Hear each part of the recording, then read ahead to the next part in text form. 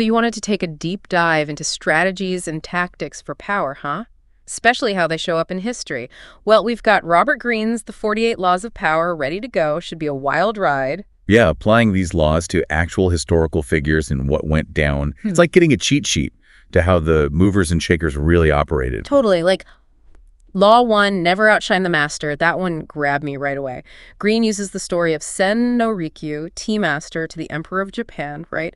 Dude was at the peak of his influence, had his own little apartment in the palace, then, bam, death sentence. And what did him in? A statue of himself, but he's wearing sandals, right there where the emperor would see it. And sandals meant nobility. So even the idea that he was trying to put himself on the emperor's level. Exactly, that was enough. You can just imagine being that aware of the power dynamics that something so small is seen as a threat. Makes you think twice about wanting to be in charge, doesn't it? Constantly watching your back for anyone envious or ambitious. It's a tightrope walk, that's for sure. And speaking of dangerous moves, Law 46, never appear too perfect. Greene says trying to look like you're flawless at everything. Yeah. That can backfire. He talks about Alcibiades, that Athenian general, the politician. Oh, yeah, brilliant. But a total mess of a human, too. Exactly. But why would seeming perfect be a bad thing for power? Good question. Is it that it makes other people feel worse about themselves by comparison? You got it. If someone seems like they're the best at everything, everyone else feels inadequate, right? And what's inadequacy turn into? Resentment, maybe even fear. So someone else's success can feel like it's taking something away from you, even if it has nothing to do with you. Hit the nail on the head. It's all about how power balances out. So Greene suggests showing a flaw here and there makes you more human, less threatening. Now that's interesting. Okay, so if perfection's a trap, what's the power move in assuming formlessness? Sounds kind of zen. It's about being adaptable, hard to pin down. Like water, always moving, never a solid shape you can grab. The Rothschild banking dynasty is a good example. All that upheaval in 19th century France, they stayed on top. Because they were rich. Well, yes, their wealth was the foundation. But it was their ability to adapt, to fit in with each new regime without seeming too tied to the old one. They went with the flow each time power shifted. So instead of picking a side and maybe getting wiped out, they were more like riding the wave no matter who was on top. And that takes a certain kind of detachment, not being so invested in one outcome that you go down with the ship. It's like the total opposite of that tea master story, isn't it? One guy gets taken out by a tiny misstep, the other thrives by being impossible to pin down. Highlights how power can be won or lost, for sure. But you want to talk about bold moves, Law 28, using audacity, making people think something's inevitable. Think Victor Lustig. Who was that? The guy who sold the Eiffel Tower.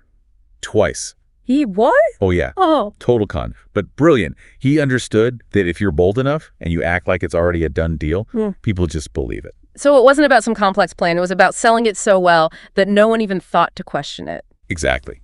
Fake it till you make it on a grand scale. Lustig's sheer audacity made it almost believable.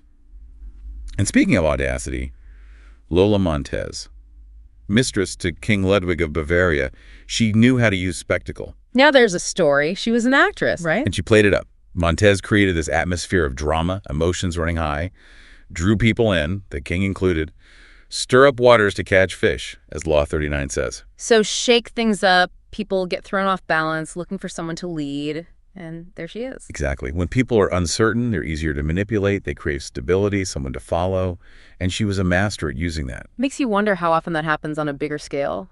Like in politics, are we being played by this all the time? Maybe, maybe not. But Greene's point is more about recognizing how chaos can be a tool and knowing how to spot the people who use it to their advantage. Good point. Easy to get swept up in the drama, especially when there's a lot of it. But if you can step back, see what's really going on, you've got a better chance of making the right call. Engage, walk away. And that leads to the big question, doesn't it? What's ethical when it comes to power? Where's the line between looking out for yourself and just plain manipulating people? That's a tough one. And probably something we'll keep coming back to as we go. But before we get too deep into that, there's Law 2. Never put too much trust in friends. Learn how to use enemies. That's got to be relevant in politics. Oh, absolutely. And Greene illustrates it with Emperor Sung of China, 10th century. His tactic, overwhelming his enemies with kindness. Wait, really? Wouldn't that make them more likely to turn on him? You think so, right? But Sung was playing a different game. He knew that strategic generosity could be a weapon. What do you mean? Okay, so one of the most famous examples, Chen Shu, defeated king. Sung's advisors are like, lock him up, he's plotting against you. Classic, keep your enemies close. So what did Sung do? He welcomed Chen Shu to the palace, throws his big feast, gives him gifts, honors him. Then he hands him a sealed package, says, don't open this till you get home. Okay, now I have to know what's in the package. Inside, proof that Chen Shu was totally plotting against Sung. All the evidence he needed to destroy him. He could have ruined him, but he chose this act of, what, forgiveness? I mean, talk about a power move. What did Chen Shu do? He was floored. Became one of Sung's most loyal guys. That's learn how to use enemies in action. That's kind of beautiful in a twisted way. Turning an enemy into an ally like that makes you realize how powerful generosity can be, even if it's calculated. It's like that saying, kill him with kindness, but with an emperor's flair. Right, and it really plays into that whole idea of concealing your intentions. Law 3, absolutely. If Chen Shu had known what Sung was really up to. Total betrayal, right. That package was like a ticking time bomb of truth. But by keeping him in the dark, Sung kept the upper hand. Speaking of keeping people guessing, Otto von Bismarck. Now, he was a master at concealing his intentions. The Iron Chancellor. I know the name, but not much else, to be honest. So it's the 1860s, right? Bismarck, he wants to unite all those German states under Prussian rule, but he knows everyone else is going to push back. Yeah, that's not going to go over well if he just announces it, so how'd he pull it off? Deception. He's out there giving speeches about peace, all the while maneuvering behind the scenes, poking at neighboring countries till they declare war. Playing the long game. So those wars, they were all part of his plan to unite Germany. By hiding his true goal, he forced everyone else to react to him instead of the other way around. It's like chess, but with entire countries. Okay, that's some next level strategy. But how does this concealing intentions thing work in everyday life? Most of us aren't trying to start a world war, thankfully. Think of it like this. You don't have to be a power-hungry politician to think strategically right. It's about choosing your battles, not showing all your cards at once. Holding something back so you have leverage when you need it. Exactly. It's about staying in control. Now, this doesn't mean being shady or lying. It's about being smart about when and how you reveal your plans. Makes sense. Okay, switching gears a bit. Law 10 really jumped out at me. Infection. Avoid the unhappy and unlucky. Sounds like common sense, but knowing Greene, there's got to be more to it. Oh, there is. It's all about negativity, how it spreads like a disease. Surround yourself with gloomy gusses or people who are always getting into scrapes. It rubs off on you. Oh, totally. Do you ever have that friend who just sucks the energy out of a room? Exactly. Or that coworker who thrives on drama. Greene uses King Louis XIV of France, the Sun King, as an example. Wasn't he obsessed with power and looking magnificent? Oh, absolutely. And he knew he had to surround himself with people who reflected that. That's why he built Versailles, his own little world where everyone was gorgeous and successful. Talk about creating your own reality. So anyone who brought any bad vibes or seemed unlucky, gone. Out of there. Like trying to control fate itself, right? Surround yourself with success, you'll stay successful. Now, this isn't just about being superstitious. It's about the power of association. Like, if you're around people who are constantly complaining, it's hard to stay positive yourself. Exactly. Negativity is draining. It's like a weight pulling you down. Makes you think about the company you keep, doesn't it? Choose wisely. The people you surround yourself with. They can either lift you up or drag you down. It's about building an environment that supports your goals, not undermines them. Okay, before we move on, I got to bring up Law 18. Do not build fortresses to protect yourself. Isolation is dangerous. Feels really relevant today with so many people feeling isolated. And Greene wrote this way before the internet. Right. It's incredible how insightful it is. He's saying, the more we shut ourselves off from the world, even if it's metaphorical, the weaker we become. But isn't that the point of a fortress?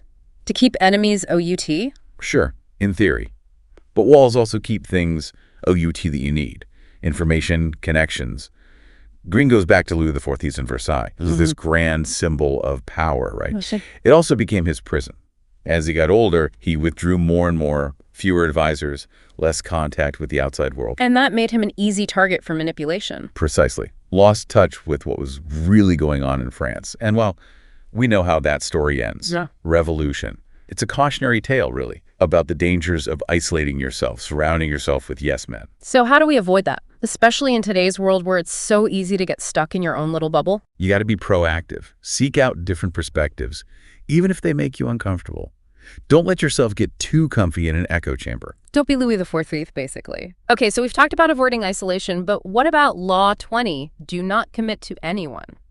Sounds a little cold, doesn't it? It's not about pushing people away. It's about maintaining your independence, not letting anyone have so much power over you that they can control your moves. So it's more about strategic non-end commitment.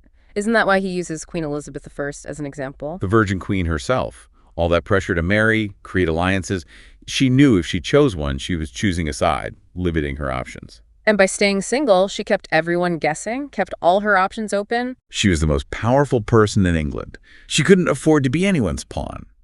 So she used the possibility of marriage as a bargaining chip without giving up her power.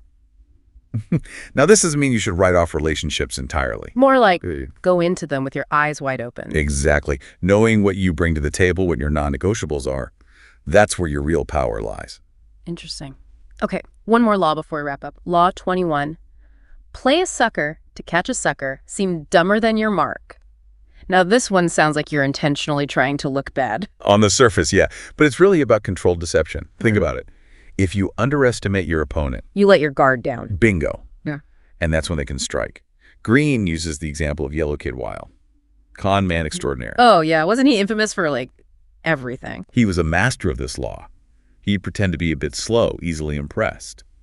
Made his victims feel smart, like they were the ones pulling a fast one. So he'd use their own ego against them. And it worked like a charm. The thing is, Boyle wasn't stupid, obviously. He was a brilliant observer of human nature. He knew how to push people's buttons to get what he wanted. So you're not actually trying to be E-dumb, you're just making them think you are. Exactly. It's next-level strategy. And like we were saying before, even if you never use this tactic yourself, recognizing it can save you a lot of trouble. It's like having X-ray vision into people's intentions. Speaking of which, Law 33. Discover each man's thumbscrew. That sounds kind of ominous. It's about figuring out what makes people tick.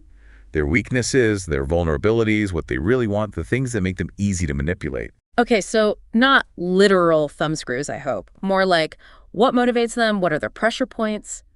But how do you use that without being, well, a jerk? It's a fine line, for sure. Remember Yellow Kid Wilde? Master of figuring out people's thumbscrews? Yeah, and then using it against them, right? He'd spend weeks, sometimes months, just observing his targets. Yeah. Learning their habits, what they wanted out of life, what scared them. So it's like weaponized empathy. In a way. Yeah. But this law isn't just for pulling off elaborate cons. Think about, say, a business deal. Knowing what the other side really wants, not just what they say they want. Gives you an edge in negotiations. Exactly. You can tailor your approach, find common ground, actually make it a win-win. So it's about understanding human nature on a deeper level, and then hopefully using that knowledge for good. Yeah. Exactly. We've covered a lot of ground in this deep dive. Ancient emperors, politicians, even con men, all trying to master the game of power. What's the one thing you want listeners to take away from all this? That these laws, they're more like observations about how the world works. Doesn't mean we have to use them to manipulate people, but if you recognize them, you can at least see when someone's trying to use them on you. It's about protecting yourself, for sure. But maybe, just maybe, if enough of us understand these dynamics, we can start to shift the game itself. Now, wouldn't that be something? Make power less about winning and losing and more about, building something better together. It's a nice thought to end on, isn't it? Thanks for diving in with us today. Until next time, keep those minds sharp and those intentions concealed, or not. It's your move.